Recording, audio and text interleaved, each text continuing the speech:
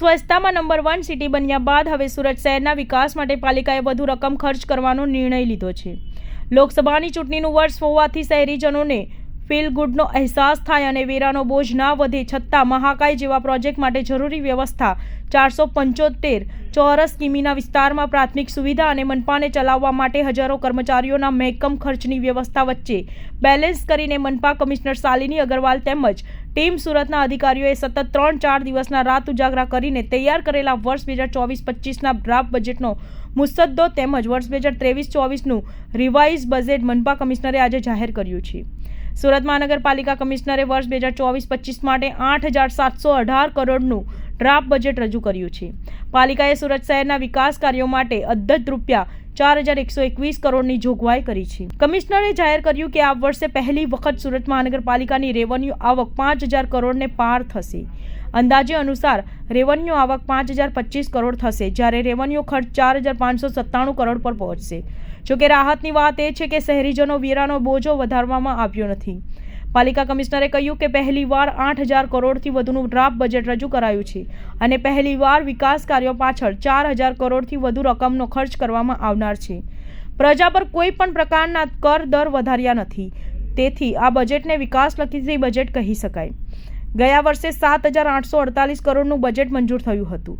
તેની સરખામણીએ આ વર્ષે બજેટના કદમાં 870 કરોડનો વધારો થયો છે. બજેટની મહત્વની જાહેરાત સુરત મનપાના ઇતિહાસમાં સૌથી મોટું કદ ધરાવતું વિકાસલક્ષી બજેટ પહેલી વાર 8,000 કરોડનું વધુનું ડ્રાફ્ટ બજેટ રજૂ કરાયું છે.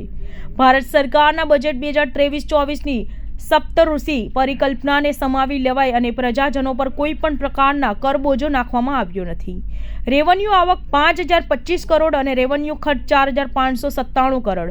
શહેરના વિકાસ વિસ્તારોમાં બ્રિજના નિર્માણ માટે 165 કરોડની જોગવાઈ. કતારગામ ઝોનમાં નવું ઓડિટોરિયમ બનાવાશે. સસ્ટેનેબિલિટી માટેના વિશેષ આયોજન માટે કેપિટલ બજેટના 10% જેટલી રકમનું આયોજન. નવા વિસ્તારોના વિકાસ માટે તબક્કાવાર અંદાજિત કુલ્લે 4,613 કરોડના ખર્ચે આંતરમાળખાયા સુવિધાની પૂરી પાડવાનું આયોજન. આત્મનિર્ભરતાના પ્રયાસ રૂપે રેવન્યુ આવકમાં પાછલા વર્ષની સરખામણીએ 366 કરોડના વધારા સાથે 5,025 કરોડની આવકનો અંદાજ. 2023-24માં સરકારી, અર્ધ સરકારી તથા ખાનગી સંસ્થાને જમીન ફાળવી સંદર્ભે 186 કરોડ આવકનો ટાર્ગેટ. પ્રથમવાર ગ્રીન મ્યુનિસિપલ બોર્ડનું અમલીકરણ. ગ્રીન ક્રેડિટ પ્રોગ્રામનું અમલીકરણ કરવામાં આવશે. આજે સુરત મહાનગરપાલિકાનું વર્ષ 2023-24નું રિવાઇઝ્ડ બજેટ અને વર્ષ 2024-25નું ડ્રાફ્ટ બજેટ રજૂ કરવામાં આવ્યું છે. અમૃતકાલનું બજેટ રજૂ કરવામાં આવ્યું છે. માનનીય વડાપ્રધાનશ્રીના વિકસિત ભારત 2047ને ધ્યાને રાખીને અને ભારત દેશને $30 ટ્રિલિયન ઇકોનોમી ઉપર લઈ જવા માટેને ધ્યાને રાખીને વર્ષ 2024-25નું ડ્રાફ્ટ બજેટ બનાવવામાં આવ્યું છે. ગુજરાત રાજ્યનું $500 બિલિયન નું 2027 માટેનું ટાર્ગેટ છે અને આમાં સુરત 30% જેટલું કોન્ટ્રીબ્યુટ કરે છે. એટલે આ બધી બાબતોને ધ્યાને રાખીને સુરત શહેર તેજ ગતિથી આગળ વધે, વર્લ્ડ ક્લાસ ઇન્ફ્રાસ્ટ્રક્ચરની દિશામાં આગળ વધે, સસ્ટેનેબલ સિટી ઓફ ટુમોરો અને most liveable city of tomorrow તરીકે સુરત શહેર અર્બન મોડલ ગવર્નન્સના ક્ષેત્રમાં સમગ્ર દેશમાં જ નહીં પણ આંતરરાષ્ટ્રીય સ્તર એક મોડલ બને, આ બધી બાબતોને ધ્યાને રાખીને સુરત મહાનગરપાલિકાનું બજેટ રજૂ કરવામાં આવ્યું છે. આમાં 8,718 કરોડનું વર્ષ 24-25નું ડ્રાફ્ટ બજેટનું કદ છે. કેપિટલ એક્સપેન્ડિચરમાં 4,121 કરોડ પ્રપોઝ કરવામાં આવ્યા છે. એટલે વિકાસલક્ષી કામો ઉપર ફોકસ કરવામાં આવ્યું છે. વિના કર દર વધારાનું બજેટ રજૂ કરવામાં આવ્યું છે. એનું મતલબ છે કે સમગ્ર બજેટ વિકાસલક્ષી, સર્વસમાવેશક વિકાસલક્ષી અને સર્વવ્યાપી વિકાસલક્ષી બજેટ રજૂ કરવામાં આવી રહ્યું છે.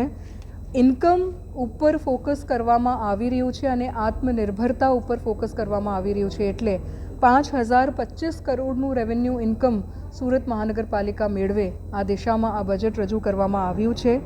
Physical infrastructure, social infrastructure, human development ઇન્ડેક્સના સાથે સાથે એન્વાયરમેન્ટલ સસ્ટેનેબિલિટી ઉપર પણ ફોકસ થાય એ પ્રકારના કામોનું સમાવેશ કરવામાં આવ્યું છે અને સમાજના દરેક વર્ગના લોકોને આવરી લેવાતું બજેટ છે. આમાં મહિલાઓ, બાળકો, સિનિયર સિટીઝન્સ, શહેરી ગરીબો, દિવ્યાંગો અને બીજા તમામ વર્ગના લોકોના સર્વાંગી વિકાસ માટેનું આ બજેટ છે.